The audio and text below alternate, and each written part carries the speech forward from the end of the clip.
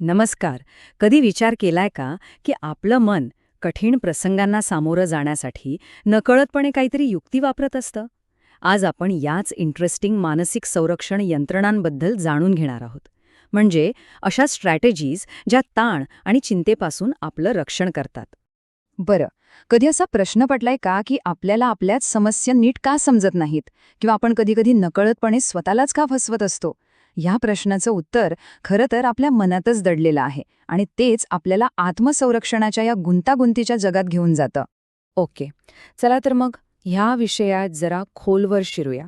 आज आपण हा सगळा गुंता 5 सोप्या भागांमध्ये समजून घेणार आहोत. आधी बघूया मनातला अंतर्गत संघर्ष, मग व्यक्तिमत्वाची 3 रूपं कोणती आहेत ते, त्यानंतर आत्मसंरक्षणाची ढाल म्हणजे काय, तिचे वेगवेगळे प्रकार कोणते, आणि शेवटी या यंत्रणा आपल्यासाठी फायद्याच्या आहेत की तोट्याच्या. चला, सगळ्यात आधी आपल्या आतल्या अस्वस्थतेचं मूळ कारण समजून घेऊया. प्रसिद्ध मानसशास्त्रज्ञ सिग्मंड फ्रॉइडच्या मते हा सगळा संघर्ष आपल्या व्यक्तिमत्वाच्या 3 वेगवेगळ्या भागांमधून तयार होतो. एक गोष्ट इथे लक्षात ठेवणं खूप महत्वाचं आहे की हे काही आपल्या मेंदूचे खरेखुरे फिजिकल भाग नाहीत. उलट ह्या अशा शक्तिशाली संकल्पना आहेत ज्या आपल्याला आपली वागणूक समजून घ्यायला मदत करतात. चला धर्म, आपल्या मनात चाललेल्या या नाटकातल्या 3 मुख्य पात्रांना भेटूया: इदम, अहम आणि पराहम. बघा, हा तक्ता किती सोप्या पद्धतीने हा संघर्ष दाखवतो. एका बाजूला आहे आपलं इदम, जे एखाद्या लहान हट्टी मुलासारखं सतत सुखाच्या मागे असतं. त्याला सगळं लगेच हवं असतं. दुसऱ्या बाजूला आहे पराहम, जे आपल्याला सतत बरोबर चूक, नैतिकतेचे धडे देत असतं. आणि या दोघांच्यामध्ये समतोल साधण्याचं काम करतो तो अहम. तो एक प्रकारे पंच किंवा रेफरीचं काम करतो. तर यातला सगळ्यात महत्वाचा मुद्दा काय आहे माहितीये? हा जो अंतर्गत संघर्ष आहे ना, तो फक्त एक थिअरी नाहीये. या संघर्षामुळे आपल्या मनात खरोखरची चिंता म्हणजे अँक्झायटी निर्माण होते. आणि ही चिंता कमी करणं हेच अहमचं मुख्य काम आहे. मग प्रश्न येतो की हा अहम ही चिंता कमी करतो तरी कसा? आणि इथेच एंट्री होते संरक्षण यंत्रणांची, ज्यांना आपण डिफेन्स मेकॅनिझम्स म्हणतो. चला, त्यांच्याबद्दलच आता जाणून घेऊया. या संरक्षण यंत्रणा म्हणजे काय? तर त्या आपल्या मानसिक ढालींसारख्या आहेत. जेव्हा आपल्याला वाटतं की आपल्या अस्तित्वाला काहीतरी धोका आहे, तेव्हा आपण नकळतपणे या ढालीपुढे करतो. त्या वास्तवाला थोडं वाकवून आपल्याला त्रास होण्यापासून वाचवतात.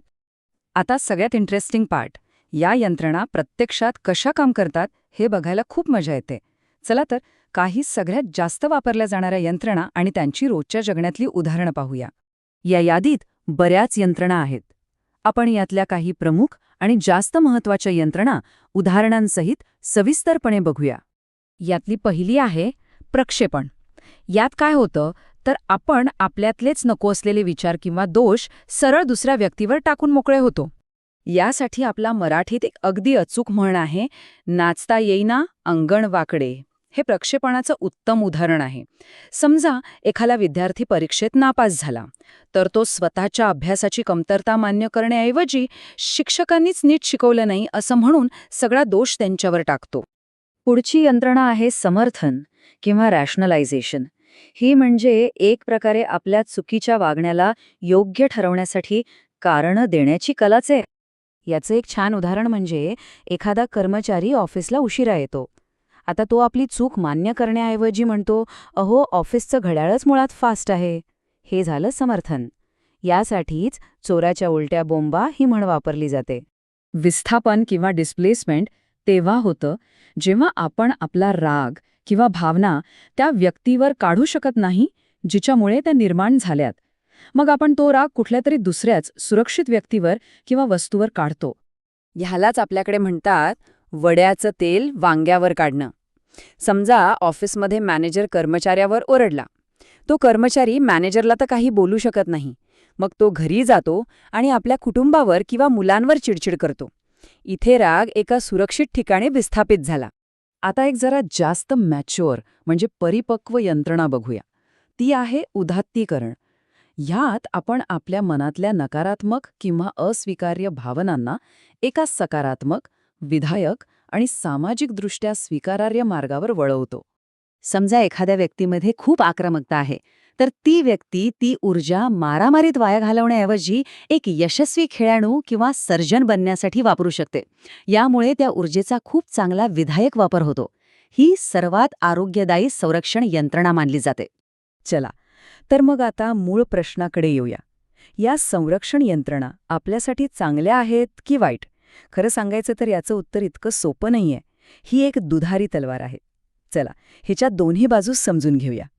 बघा, एकीकडे ह्या यंत्रणा आपल्याला तात्पुरता का होईना पण दिलासा देतात, आपला आत्मसन्मान टिकून ठेवायला मदत करतात. पण याची एक दुसरी गडद बाजूही आहे. ह्या यंत्रणा वास्तवाला नाकारतात.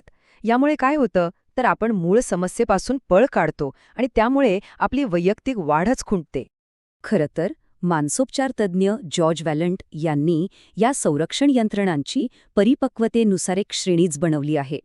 त्यांच्या मते आपलं ध्येय हे प्रक्षेपणसारख्या अपरिपक्व पद्धतींकडून उद्दात्तीकरण आणि विनोद यांसारख्या अधिक परिपक्व पद्धतींकडे जाण्याचं असलं पाहिजे. तर या सगळ्या चर्चेतून आपण काय शिकलो? तर सगळ्यात महत्त्वाची गोष्ट आहे जागरूकता. आपल्यामध्ये या यंत्रणा काम करत आहेत हे ओळखणं आणि मग आयुष्यातल्या आव्हानांना तोंड देण्यासाठी जास्त आरोग्यदायी आणि परिपक्व मार्ग शोधणं हीच खरी गुरुकिल्ली आहे. आणि हाच विचार आपल्याला एका महत्त्वाच्या प्रश्नावर आणून सोडतो की आपल्या रोजच्या आयुष्यात नकळतपणे कोणती संरक्षण यंत्रणा काम करत असेल. यावर विचार करणं हीच कदाचित स्वतःला अधिक चांगल्या प्रकारे ओळखण्याची पहिली पायरी ठरू शकते.